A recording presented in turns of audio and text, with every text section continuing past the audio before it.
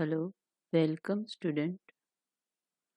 Standard 8th Gujarati Second Language Chapter 14 સારા અક્ષર સાહિત્ય પ્રકાર સંવાદ લેખક પિંકીબેન પંડ્યા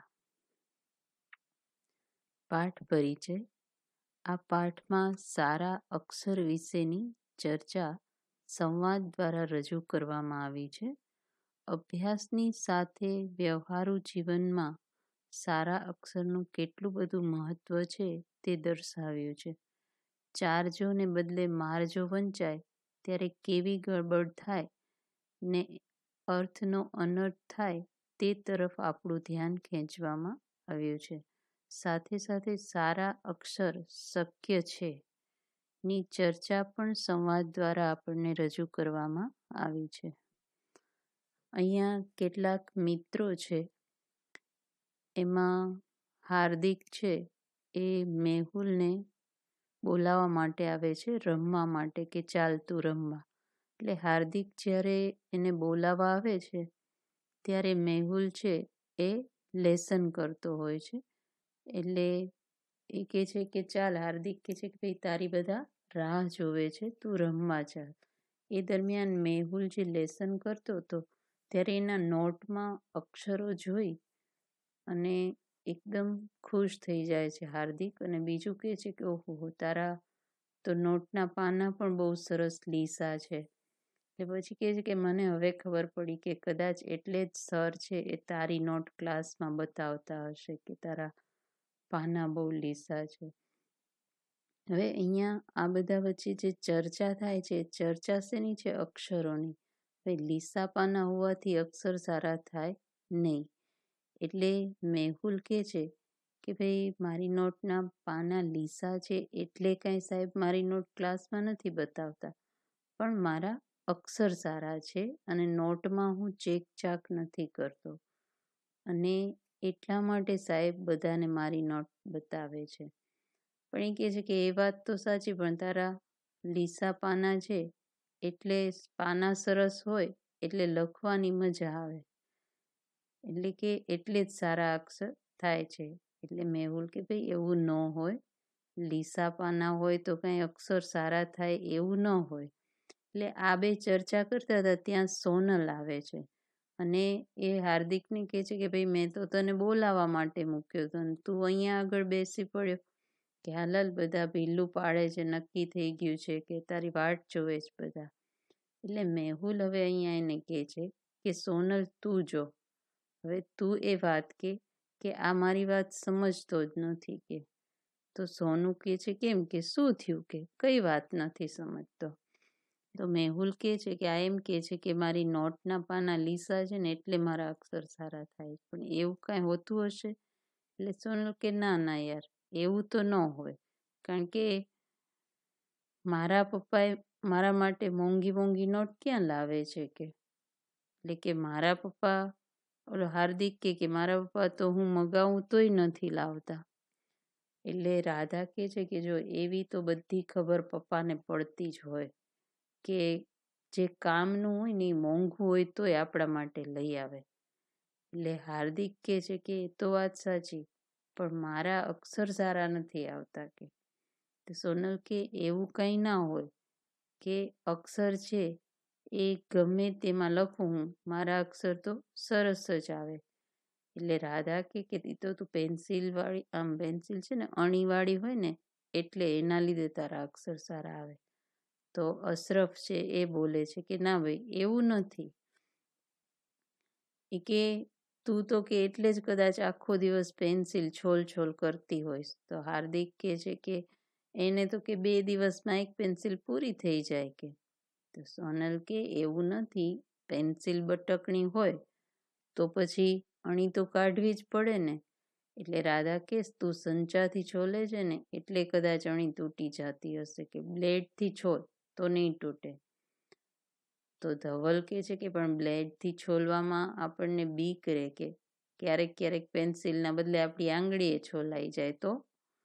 એટલે અશરફ કહે છે કે મારી પાસે એવી બ્લેડ છે કે અણી એકદમ ભક્કમદાર, એટલે કે બહુ સરસ નીકળે ને જરાય વાગે નહીં. તો રાધા કે પણ તારા પપ્પા તો કહેતા હતા ને તારા અક્ષર તો બહુ ગંદા છે. એટલે અશરફ પાછો કહે છે કે અબુ તો એમ જ કહે છે કે કલમથી લખીએ તો જ અક્ષર સારા આવે. એટલે મેહુલ કે કલમ આવડી શું? એટલે અશરફ કહે છે કે આ પણ એક જાતની પેન જ કહેવાય, કલમ એ પણ. અને એ બુરું અથવા તો કશાક એવા લાકડાની પેન્સિલ જેવી જ એક લાકડી હોય અને એની આગળ એકદમ તીરછી અણી હોય છોલીને એવી રીતનું સરસ કર્યું હોય પેન્સિલની જેમ. એટલે રાધા કે લાકડાથી તો કંઈ ના લખાય, કે લાકડાથી લખાય, એને આશ્ચર્ય થયું. એટલે ધવલ કે છે કે પણ એમાં સાઈ કે રિફિલ કેવી રીતે ભરવાની, કે તું જે કલમ કે છે. એટલે અશરફ સમજાવે છે કે કલમ જે છે એમાં રિફિલ ના નખાય અને એમાં સાઈ પણ નહીં ભરવાની. તો હાર્દિક ને ધવલને વિચાર આવી ગયો કે તો પછી કેવી રીતે લખવાનું. એટલે અશરફ કે છે કલમને છે ને દવાતમાં, એટલે કે દવાત એટલે ખડીયો, સાઈનો ખડીયો હોય ને એ કે એ સાઈના ખડિયામાં બોળવાની અને પછી એનાથી લખવાનું. તો હાર્દિક કે તો આપણે વારે ઘડીએ ખડિયામાં બોળવી પડતી હશે, એવું કરવું પડે? તો અશરફ કે હા, કે હાસ તો એવું તો કરવું જ પડે, કે એનાથી જ લખાય બહુ સરસ આવે, કે બહુ સરસ લખતા હોય એવું લાગે. એટલે ધવલ એમ કહે છે કે ભાઈ એના કરતાં તો આપણી બોલપેન સારી, નહીં અણી છોલવાની ચિંતા, ન તો સાઈ ભરવાની માથાકૂટ, અને ના હાથ ગંદા થાય. રિફિલ ખલાસ થાય એટલે બદલી કાઢવાની, બસ, કે બધાથી સારી કે પેનથી લખવાનું. એટલે સોનલ કે છે પણ એનાથી તો અક્ષર ગંદા આવે છે. મેહુલ કે છે મારા અક્ષર તો બોલપેનથી લખું તો પણ સારા આવે છે. એટલે મેહુલના અક્ષર બોલપેનથી પણ સારા આવે છે. એટલે હાર્દિક શું કહે છે કે ભાઈ તારા અક્ષર તો આમ પણ સરસ છે, હું તો પેન્સિલથી લખું કે બોલપેનથી, અક્ષર સારા આવતા જ નથી હાર્દિક કે મારા.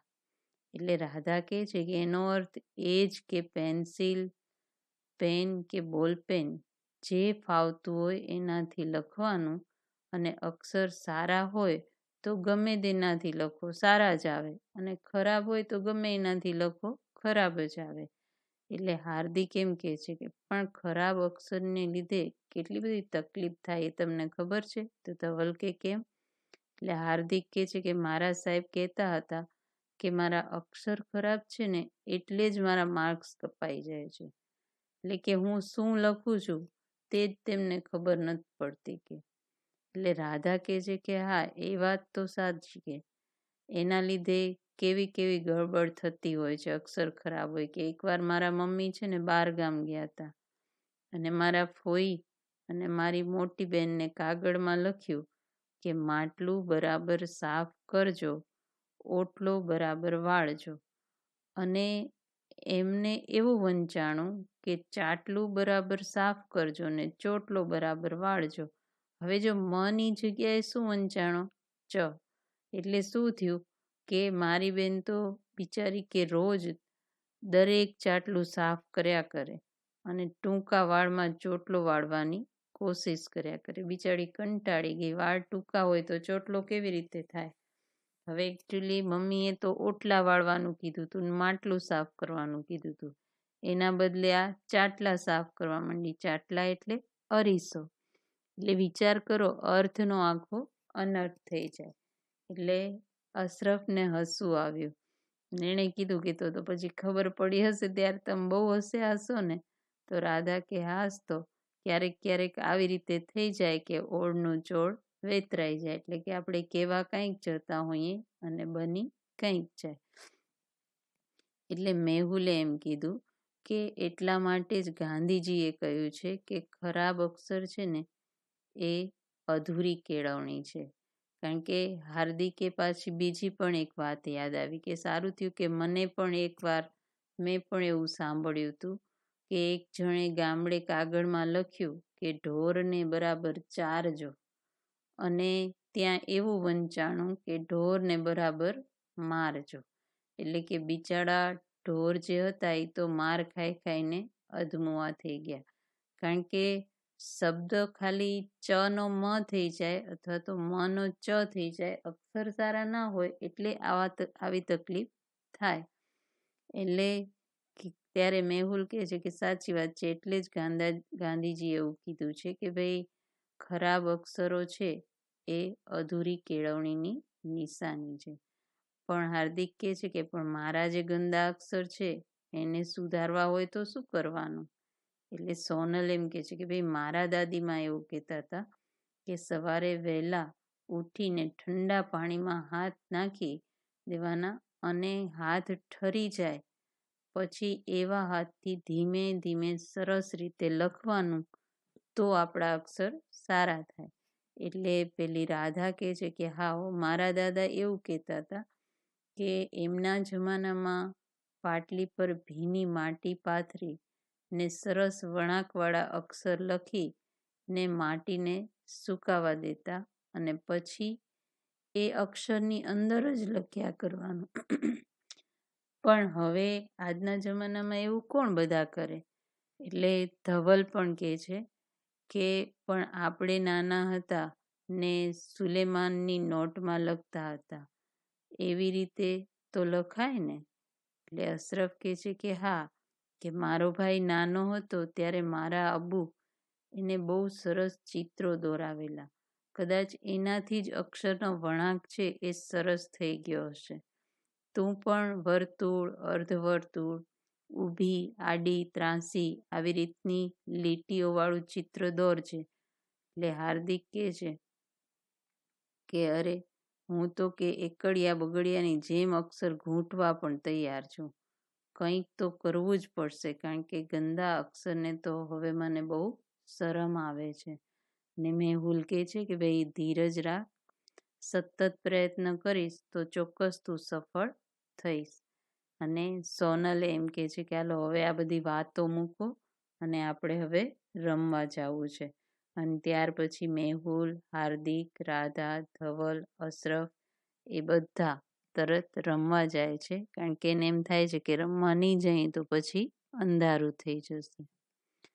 શબ્દ સમજૂતી, લેસન, ગૃહકાર્ય, ચલને એટલે કે ચાલને, ચેકછાક એટલે જ્યાં ત્યાં લીટા અથવા તો જ્યાં લખાણ બરાબર ન લાગે ત્યાં એના ઉપર લીટો તાણવો અથવા તો ચેકો મૂકવો. તે બટકણી એટલે સહેલાઈથી તૂટી જાય તેવી બ્લેડ એટલે લોખંડની ધારદાર પતરી, ભક્કમદાર એટલે ભપકાદાર, સારી મજાની અથવા તો ધારદાર, તિરછી એટલે ત્રાંસી, રિફિલ એટલે બોલપેનમાં મૂકવાની સાઈવાળી પાતળી નળી, દવાત એટલે ખડીયો અને સાઈ ભરવાનું સાધન, બોલપેન એટલે રિફિલથી ચાલતી લખવા માટેની પેન, અને માર્ક્સ કપાઈ જાય એટલે ગુણ ઓછા મળે છે.